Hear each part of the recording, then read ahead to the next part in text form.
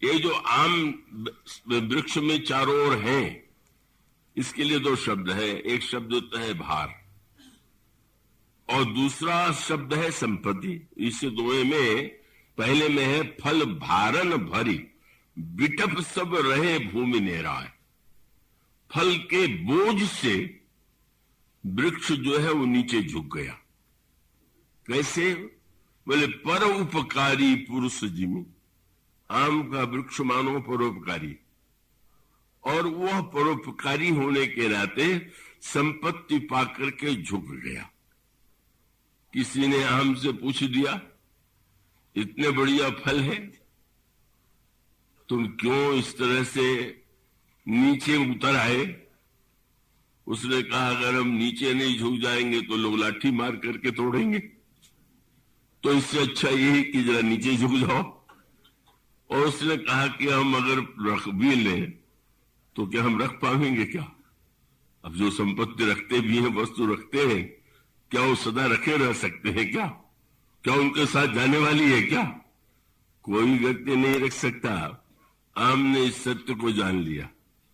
तो जो सड़ जाएगा, सड़ने के पहले ही अगर वो दूसरों को मिल जाए, और झुक करके मैंने विनम्र हो गया।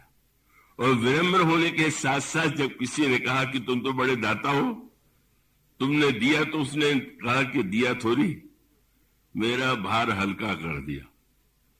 आम बहुत हो जाते, कभी डाली टूट जाती। तो उसका तात्पर्य यह है कि वह अनुभव करता है कि लेने वाले ने कृपा करके मेरा भार हल्का कर दिया, और वो मानो इस भाव से अपने को निरंकारी बना लेता है। उस सत्य को समझ गया है कि जो वस्तु सदा नहीं रहने वाली है, उसे उदारता से देना ही व्यक्ति का कर्तव्य है। और इसीलिए आपने देखा होगा, आम की तरह जो वृक्ष बाहर फल लटकाए रहते, उनका लोग फल ही तोड़ते, पर मूली और आलू आदि की तरह जो फल छिपा के रखते हैं, लोग जड़ से ही तो उखाड़ देते। उसका अभिप्राय यह है कि जो नहीं देना चाहते तो लोग तो लेंगे ही। इसलिए मानो बुद्धिमान व्यक्ति जो है इस सत्य को समझ लेता है कि हमारा स्वार्थ तो सबके स्वार्थ से ही जुड़ा हुआ है। अगर हमारे पास बहुत हो और दूसरों के पास बिल्कुल न हो, तो उसका प्रतिकूल प्रभाव समाज में पड़ता है, और पड़ता हुआ इतिहास में भी, वर्तमान में भी दिखाई देता है। तो मनुष्य का तात्पर्य यह है कि अगर व्यक्ति गहराई से समझ ले, तो समझ में यह बात आ जाती है कि स्वार्थ और परहित विरोधी नहीं। इसलिए यज्ञ भावना माने, आप जब यज्ञ कीजिए तो यज्ञ का फल आपको ही नहीं मिलेगा, उस यज्ञ का फल औरों को भी मिलेगा। और इसी क्रम का रामायण में संकेत है।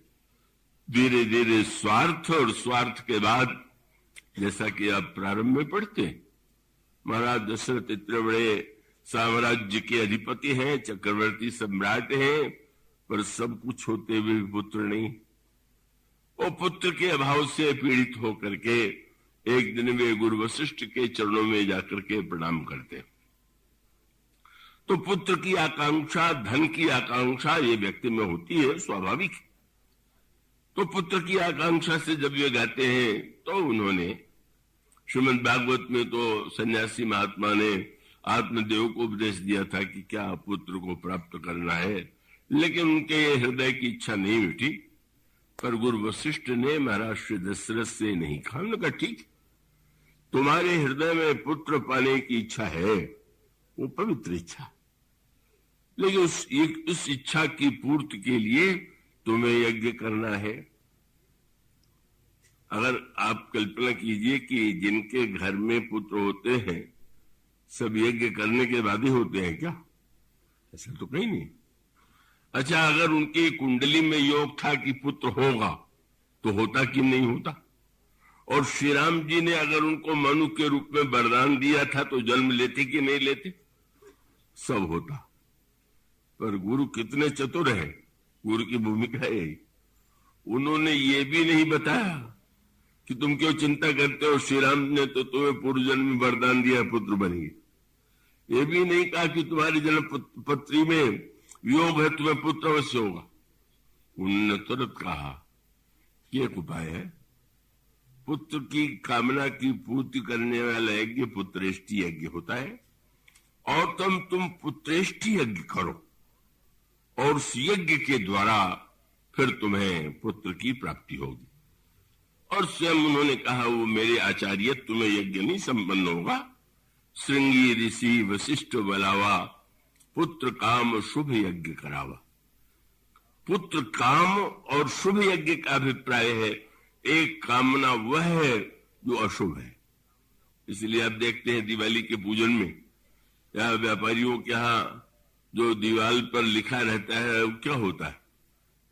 पूजन के प्रसंग में दीपावली की रात्रि को जब विद्वान पूजन कराते हैं तो उसमें लक्ष्मी जी के साथ साथ गणेश जी की भी पूजा कराई जाती है।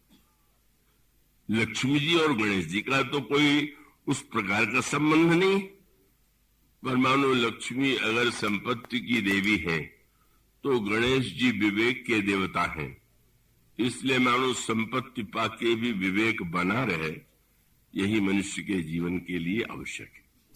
इसलिए लक्ष्मी जी के साथ साथ विवेक को, विवेक के देवता की पूजा मत भूलिए। वैसे तो मैंने वो दृश्य देखा, पता नहीं यहां भी शायद वही होता हो।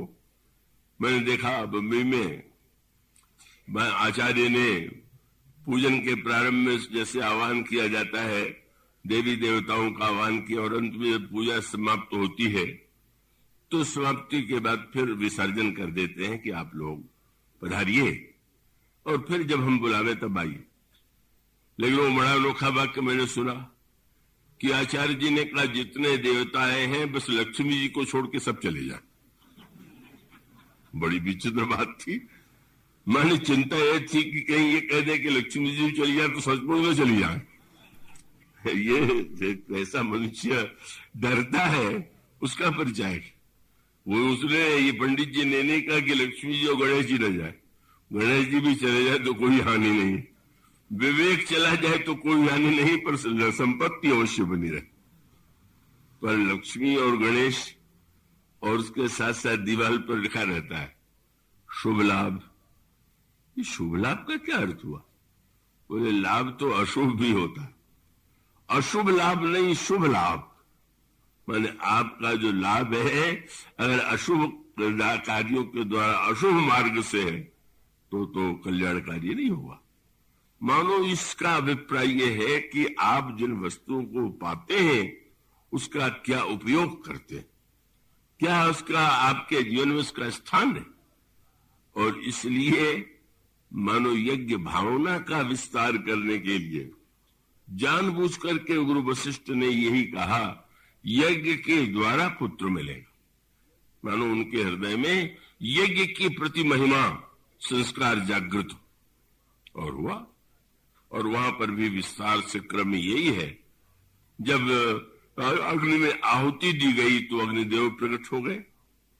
उन्होंने खीर का पात्र दे दिया दशरथ जी के हाथ में, और देने के साथ यह भी एक वाक्य जोड़ दिया, ये अकेले किसी एक रानी को नहीं देना है, यह विबाट देहु नृप जाई।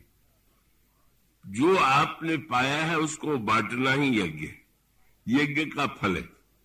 आपने यज्ञ का फल पाया, खीर मिली, पर रानियों को बांट दे। यज्ञ भावना में वहीं से प्रारंभ होता है। और उसके पश्चात सचमुच 4 पुत्र प्राप्त हुए। मानो आनंद की बाढ़ आ गई। एक पुत्र की कामना की थी, 4 पुत्र प्राप्त हो गए।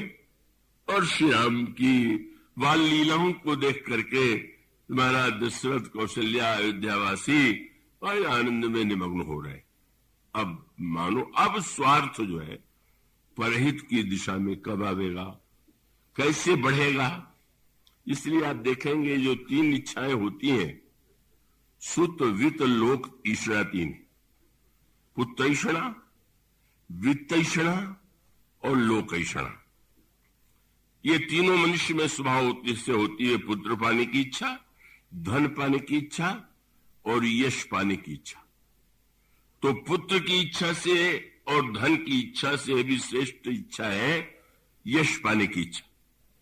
क्योंकि पुत्र और धन में तो व्यक्ति ने अपने को जोड़ लिया, पर अगर यश पाना चाहेगा तो यश पाने के लिए तो दूसरों का उपकार करना होगा, दूसरों की सेवा करनी होगी, दूसरों के लिए अच्छा काम करना होगा।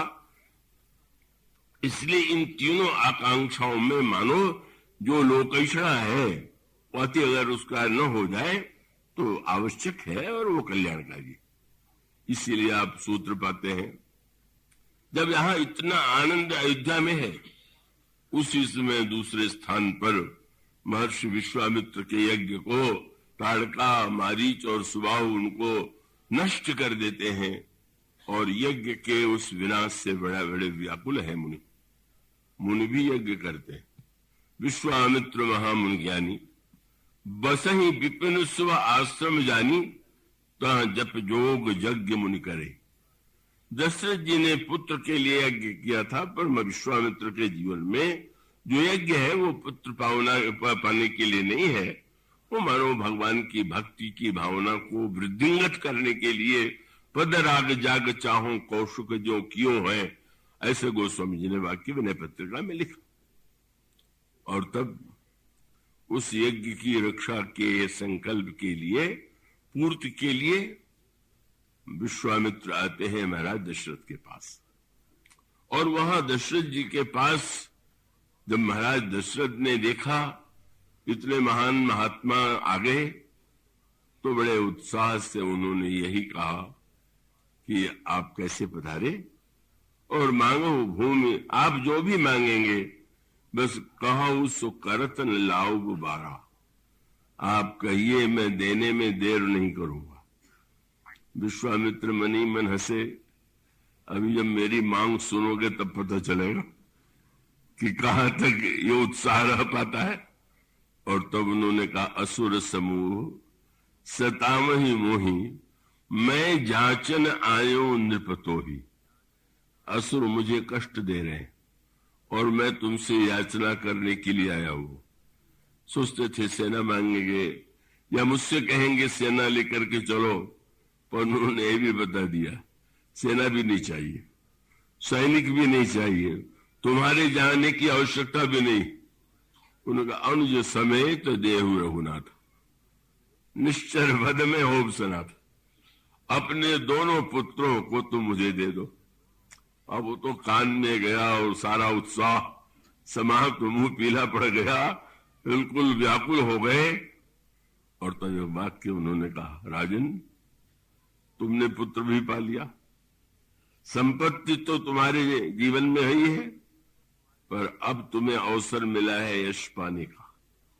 और इसलिए उन्होंने यही कहा, देव भूप मन हर्षित तजहु मोह अज्ञान, दो और देना है तो फिर प्रसन्न मन से दो। कितनी बढ़िया बात। व्यक्ति को देना तो पड़ते ही है, जीवन काल में दे, मरने के बाद लोगों को देगा क्या हो तो देने की स्थिति ही नहीं है। लेकिन उन्होंने कहा देना ही है तो प्रसन्न मन से दो। और कह दिया उससे तुम्हें क्या मिलेगा, मैं मांग करके ले रहा हूं तो तुम्हें भी मिलेगा।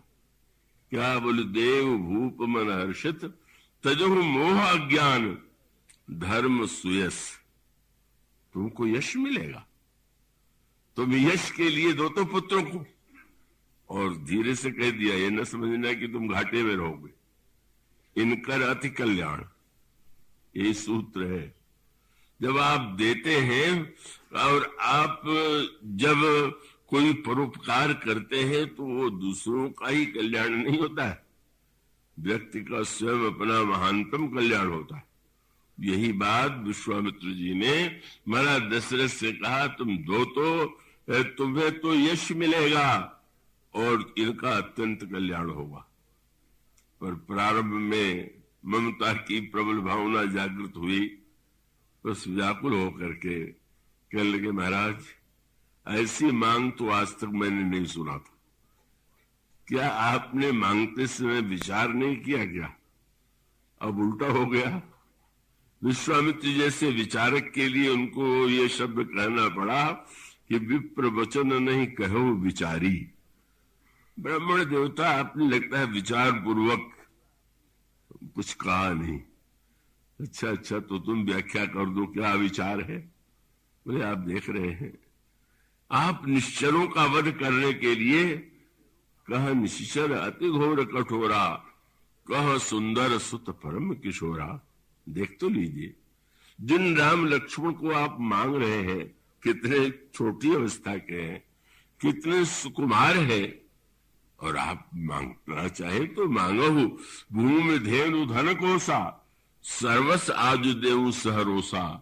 देव प्राण ते प्रिय कुछ नाही, सो मुनि देव निमित कुमाही। आप जो संपत्ति विराज जो कहिए, मैं अपना शरीर दे दूं, पर राम देत नहीं बने गोसाई। राम तो नहीं दे पाऊंगा, राम नहीं दे पाऊंगा, ये शब्द कह बैठे। और तब गुरु वशिष्ठ ने सहायता की। तब वशिष्ठ बहुविधि समझावा, और नृप संदेह नाश कर पावा। दो तरह से उन्होंने समझाया।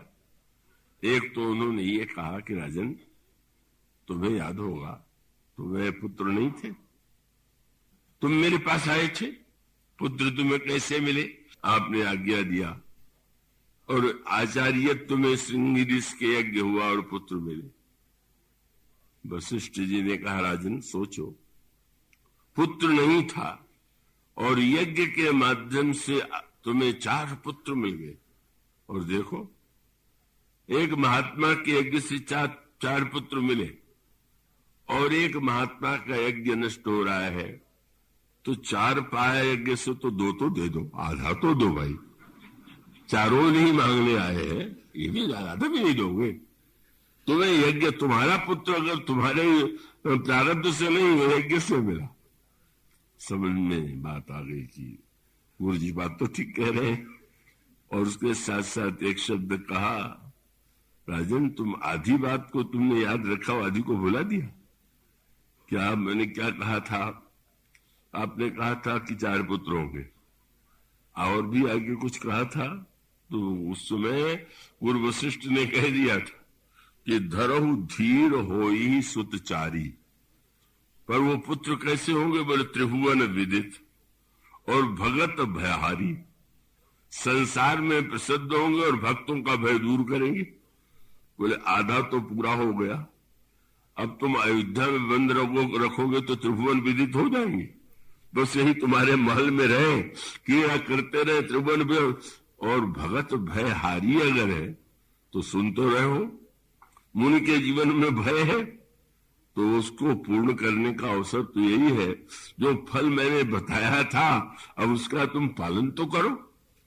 और साथ साथ वही जो बात अभी मैंने आपसे कही कि व्यक्ति के समझ में अगर ये बात आ जाए कि परहित माने हानि नहीं है, उसी में व्यक्ति का स्वार्थ भी सबसे अधिक है। और यही उन्होंने संकेत किया। किसी से दान मांगा गया तो कृपण था, देने में हिचकिचाहट। पर अगर कोई कहे कि हम जो भी ब्याज मांगोगे हम रुपया उधार लेते हैं, तो प्रसन्नता से दे देता।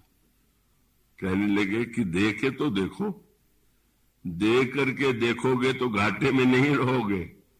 इतने बड़े महात्मा आए हैं, स्वार्थ से ऊपर उठ करके तुम इस कार्य को करो, जिसमें तुम्हारा यश है, धर्म है। और मुनि जी ने जो कहा तुमने ध्यान दिया, इनका रति कल्याण, इनका भी कल्याण है इसमें। और सचमुच कितने गदगद हुए दशरथ जी जब जनक के मंडप में विवाह, और विवाह के प्रसंग में 4 राजकुमारों का विवाह हुआ, तो याद आ गया गुरु जी ने कितनी बढ़िया बात कही थी कि मैंने 2 को दिया और अयोध्या लौटे तो 8 को लेके लौटे, 4 पुत्र और 4 बहू। मानो इतना आनंद क्यों हो गया? इसका अभिप्राय है जब व्यक्ति धीरे धीरे स्वार्थ से ऊपर उठ करके लोक कल्याण के लिए, मुनियों की सेवा के लिए इतना बड़ा त्याग किया, तो त्याग तो इतना फलदायी हुआ, इतना आनंददायी हुआ कि इसके पराकाष्ठा का, इससे बढ़ के पराकाष्ठा क्या हो सकती है। मुदिता वधपति सकल सुत, बदल समेत निहारी, जन पायो महिपाल मणि, किरण सहित फल चाल। मानो उन्होंने चारों फलों को चारों क्रियाओं के साथ पा लिया। अर्थ, काम, धर्म और मोक्ष, ये चारों जीवन में आवश्यक हैं, पर चारों के साथ चार क्रिया जब तक न हो। महाराज दशरथ के चार पुत्र तो पहले से ही थे। यहां विशेषता क्या हो गई? यह शब्द है जिसकी चर्चा व्याख्या नहीं हो सकती है कि क्रियाओं के साथ फल मिल गया। और इसका अर्थ की क्रिया क्या है, काम की क्रिया क्या है, धर्म की क्रिया क्या है, मोक्ष की क्रिया क्या है। मानो वह सूत्र यही सिद्धांत प्रस्तुत करता है कि यज्ञ भावना का यह जो विस्तार है वह किस तरह से स्वार्थ को धीरे धीरे परहित की दिशा में ले जाता है। और इस परहित के स्थान पर राम वनवास कब हुआ? जब कैकेयी के जीवन में मंथरा ने स्वार्थ की भावना प्रकट कर दी। भरत तुम्हारे बेटे हैं, राम तो तुम्हारे सौत के बेटे हैं, क्या सौत सौत को सुख दे सकती है? बस ये अपने पराई का भेद उत्पन्न कर दिया और उसका परिणाम यही हुआ कि मानो कैकेयी को यह पाठ पढ़ाया मंथरा ने कि तुम केवल अपने लिए सुख ही मत मांगो, मेरे बेटे को राज्य मिले। दूसरा वरदान अवश्य मांगना, क्या? कि राम को वन दिया जाए। क्यों? ये दो वरदान की क्या आवश्यकता? झगड़ा तो राज्य को लेकर के हो सकता था। क्या कहती है मंथरा, अरे क्या आनंद है, आप एक राज्य पाकर के क्यों प्रसन्न होती? सौत से बदला भी तो लेना चाहिए। ये वृत्ति जो है, हमें सुख होने से क्या होगा, हमें लाभ होने से क्या होगा जब तक दूसरे को घाटा न हो जाए, जब तक दूसरा हानि न हो जाए। इसलिए अपने बेटे को राज्य और दूसरे के बेटे को वनवास, देव ले सब सवति हुलासू। कौशल्या बड़ी मगन हो रही है, मेरे बेटे को राज्य मिलने वाला है, तुम आज जब मांगो दोगी तो सारा षड्यंत्र, सारा सुख भूल जाएगा। यह जो वृत्ति है ये क्या है? जैसे रोग होने पर व्यक्ति को प्रसन्न नहीं होना चाहिए, अगर दूसरे का सुख देख करके जलन होने लगे तो समझ लीजिए आपको मन का रोग हो गया। और वो मन का रोग कौन सा है? पर सुख देख जलन सोई छाई। दूसरे का सुख देख करके जब जलन हो, समझ लीजिए मन का राजक्षमा, मन की टीवी हो गई। राजक्षमा होने पर व्यक्ति प्रसन्न थोड़ी हो सकता। व्यक्ति होगा तो उसने अपने जीवन को मानो राजक्षमा से संतुष्ट बना लिया। और यही आपने देखा, कैकेयी जी ने मंथरा ने सोचा कि राम को पीड़ा पहुंचावे, राम को कष्ट पहुंचावे। कह दिया कि मैंने दो वरदान मांगे हैं, तुम्हें मैंने मांगा वन और अपने पुत्र भरत के लिए मांगा राज्य। पर श्री राम को दुख क्यों नहीं हुआ? वो तो ईश्वर है, उनके लिए राज्य क्या था?